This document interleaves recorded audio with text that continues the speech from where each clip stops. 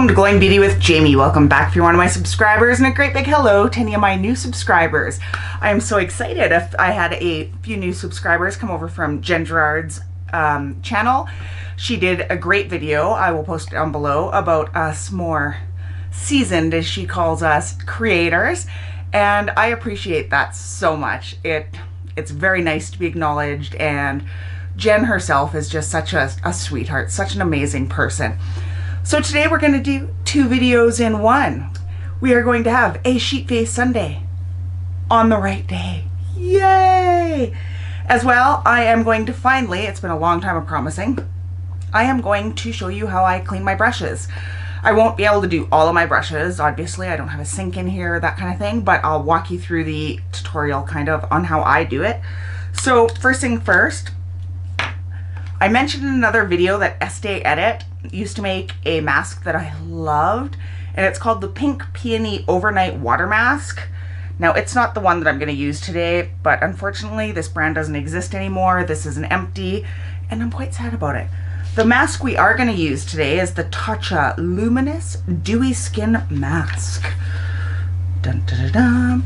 So hopefully this will stay on my face while I'm trying to do brushes. So we'll see. It says apply mask and smooth to fit comfortably, leave on for 15 minutes, peel off and massage remaining serum into skin.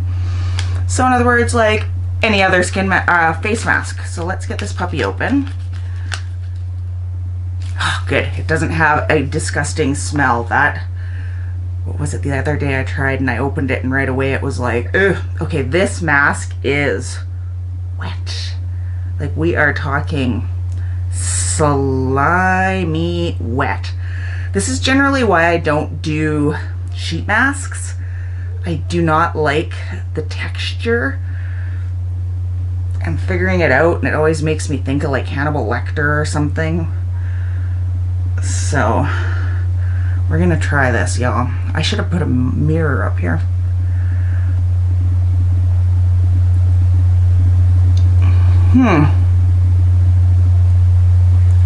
Yep, I still don't like the texture or the feel of sheet masks. Lord have mercy. Now, are you guys going to actually be able to take me seriously while I'm showing you how I clean brushes with this on my face? That's the next question. But you know what? We're multitasking. It's Vlogmas. So, now is this a good look? I should have done two different videos. Well, maybe I'll give you just a quick overview of how I do the brushes, and then another video I can go more in depth. So the things that you need are, now this is my ride or die brush cleaner. I buy it in the big bottles because I clean my brushes a lot. They do come with this little jar. It has this, I don't know if you can really see, there's a screen in the bottom anyway, which helps get all the stuff off. I also use their spray bottle, which I'll explain later. Water, I just have a little, normally I would do this at my sink. Now, I also use brush guards. I have them in all sorts of different shapes and sizes, and I have these brush drying trees. They're all dirty, and they rotate, so there's that. I'm gonna crazy glue them together because I hate when they come out of their little spinny bottom. So we're gonna put some cleaner into the jar. Now, don't fill it up, well, I guess you could. I don't fill it up over the screen, like just barely over the screen, because you'll see while you're cleaning your brushes, it's gonna suck up a lot of the fluid, right? So let's go in with, now this is a natural fiber Wayne Goss brush, right? So all you do, you don't want to dunk it all the way in. Like, you don't want to get the ferrule overly wet if you can help it. So just the bristles, brush it off on that screen until it's kind of clear. I give it a little, I would rinse if I had a sink, but a little water. I use these white microfiber claws and I just squeeze out the excess. So you can see it's already beautiful. So then I put it into one of the brush guards so that it keeps its shape all beautiful. And I put it in my little hanger there to dry. Now the difference is between little brushes and big brushes. So for example, let's get a really dirty brush. So this is my foundation brush and it's got a lot of bristles. It's very dense.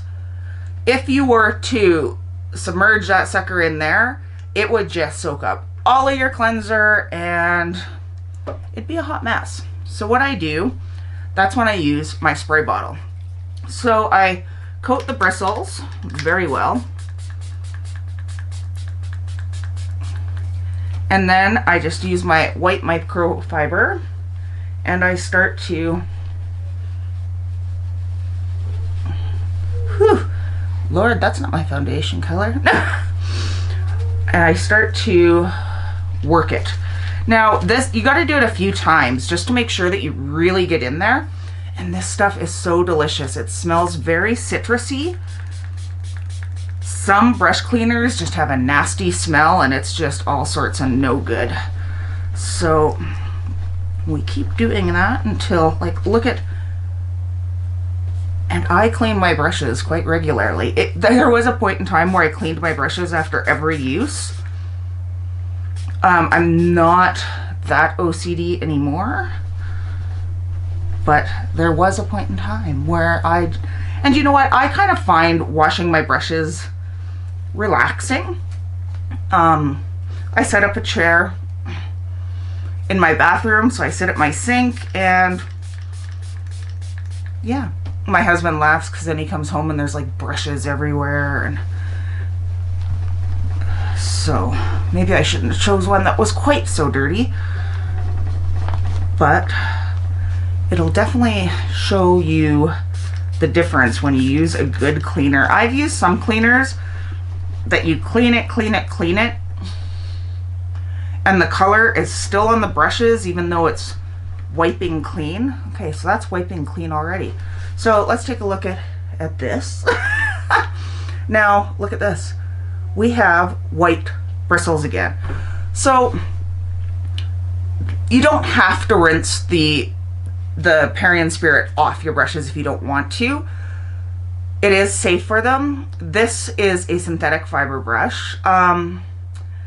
Because it's so big, 6 one, half dozen the other if you choose to or not. I'm just going to give it a quick little dunk and give it on a clean spot on my, to make sure that it is rubbing absolutely clean.